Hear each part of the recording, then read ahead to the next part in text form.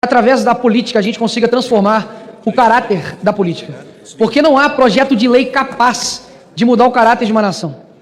Não há projeto de lei capaz de mudar que um homem corrupto se torne um homem correto.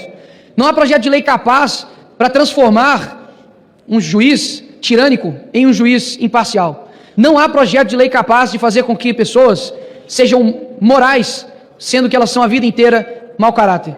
Por que eu digo isso? Porque nós estamos vendo agora no nosso país, mesmo você sendo de direita, esquerda, centro, para trás, para frente, não importa. Mas se você tem um mínimo de honestidade intelectual, você vai perceber que, há uma semana, José Dirceu, a pessoa que idealizou o maior esquema de corrupção do mundo, está solto livre, inclusive um chute, pode até concorrer a algo aqui nesse Congresso Nacional. Rachadores confessos estão aqui impunes, líderes de facção criminosa estão meramente soltos, livres pelo STF. Enquanto isso, uma senhora que, me perdoe pela palavra, que defecou na mesa do ministro Alexandre de Moraes, uma atitude deplorável, vergonhosa para a nossa democracia, mas agora tem uma pena de 17 anos nas suas costas. Atitudes idiotas e burras, pelo que eu saiba, não são crimes. Até mesmo deveriam sim cumprir pelo depredação de patrimônio público, dano ao erário, mas burrice não é crime. Até mesmo se fosse, algumas pessoas aqui no Brasil iriam pegar a prisão perpétua. Agora, por que isso está acontecendo? Porque ela não é filha de nenhuma celebridade, porque ela não é parente de nenhum presidente, porque ela não está envolvida com nenhuma pessoa de poder. Porque ela, sim, é uma pessoa que estava lá e cometeu diversos crimes de menor potencial ofensivo, até mesmo porque era um crime impossível. É como se eu dissesse que eu iria envenenar alguém com um copo de água potável. É como dizer que aquelas pessoas que estavam aqui iriam dar um golpe de Estado. Faça aí uma breve pesquisa no que é golpe de Estado em toda a humanidade, você verá que é bem diferente do que aconteceu aqui no fatídico dia terrível do 8 de janeiro. E por que eu estou dizendo isso?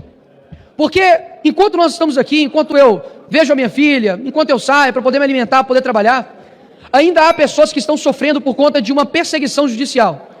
Eu sei que tudo que eu vou falar aqui, talvez para alguns, não vai ser capaz de sensibilizar um coração tão de pedra. Afinal de contas, existem pessoas aqui que não podem dar um passo para trás, porque já estão num lamaçal tão grande ideológico que jamais concordariam comigo.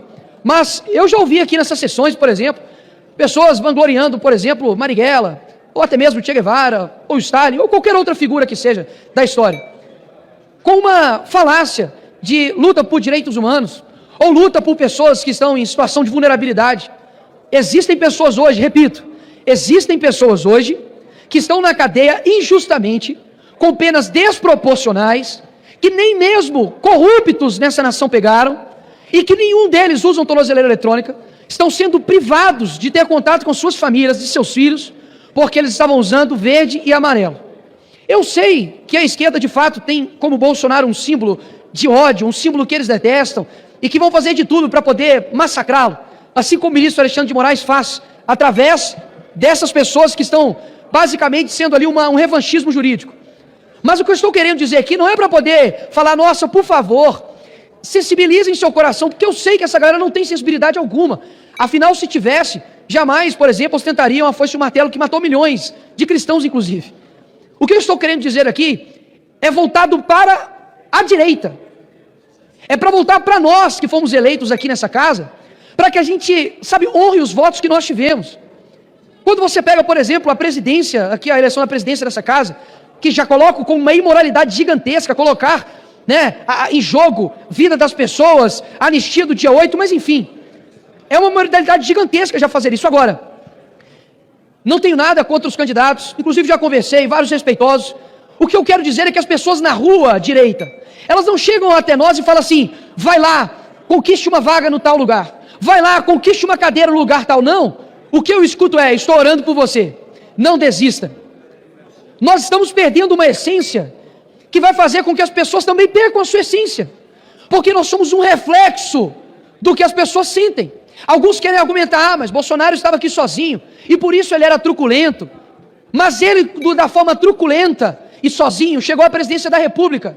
Hoje, nós basicamente estamos vivendo pela caridade dos nossos inimigos. Não é essa algo que eu acredito. E eu falo isso aqui porque eu acredito que você também, deputado de direita, também não acredita nisso. Você tem uma essência dentro de você, ainda dentro de você, de falar, caramba, como deveria ser, ir para cima sempre. como deveria ser realmente lutar e não arredar o pé. Porque uma coisa tem que bater palma para alguns, por exemplo, do PT. Faça sol, faça chuva, eles estão aqui defendendo e sendo coerentes com aquilo que eles concordam. E mesmo que passe os anos e percam, eu acredito que a vida nem tudo é sobre resultados. Eu acredito que a sua disposição em mostrar por aquilo que você está defendendo diz muito sobre você. Dificilmente o grito de uma criança no estádio vai fazer com que o time vença. Mas quando o jogador vê aquele torcedor, mesmo que pequeno, mesmo que uma criança, lutando, sabe, se erguendo por algo que é correto, aquilo dali muda tudo, porque eu acredito que todos nós somos chamados para um tempo. Eu não tenho dúvidas que eu fui chamado para esse tempo. E não é uma exclusividade minha, é de todos nós. Afinal de contas, a gente poderia ter nascido em qualquer época dessa humanidade. Mas nós somos chamados para esse tempo. E o que eu não quero é me arrepender de ter ouvido a minha essência dentro de mim, dos votos da minha família, dos meus amigos, das pessoas que me param na rua, porque simplesmente alguém me disse que é preciso fazer uma coalizão. Coalizão de verdade, em alguns momentos é necessário. Mas eu acho que a gente precisa se encarar em diversos momentos aqui nessa casa, com coragem, porque eu acredito que nós vamos semear durante muito tempo, para que alguns colham, e mesmo que não dê resultados, a vida não é feita somente de resultados. Para poder finalizar, senhor presidente Sóstenes,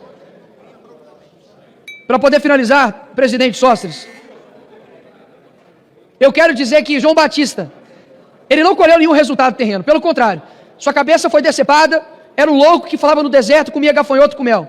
Só que hoje eu estou falando, depois de 2000 anos aqui dele, não estou falando de nenhum outro, que na época falou, pega leve, tem que ser mais equilibrado, tem que dialogar. Eu estou fazendo aqui praticamente quase que um clamor, que a direita volte à sua essência combativa, porque as pessoas estão desanimadas, cansadas e querem uma resposta. Eu não sei até quanto tempo eu vou ficar aqui nessa terra, mas pode ter certeza que jamais poderão me acusar de que ele não cumpriu e não perseguiu aquilo que ele acreditava até a morte. Se vis pacem para bello, se queres paz, prepare-te para a guerra. Essa é a minha ideia para esse Brasil. Obrigado, presidente.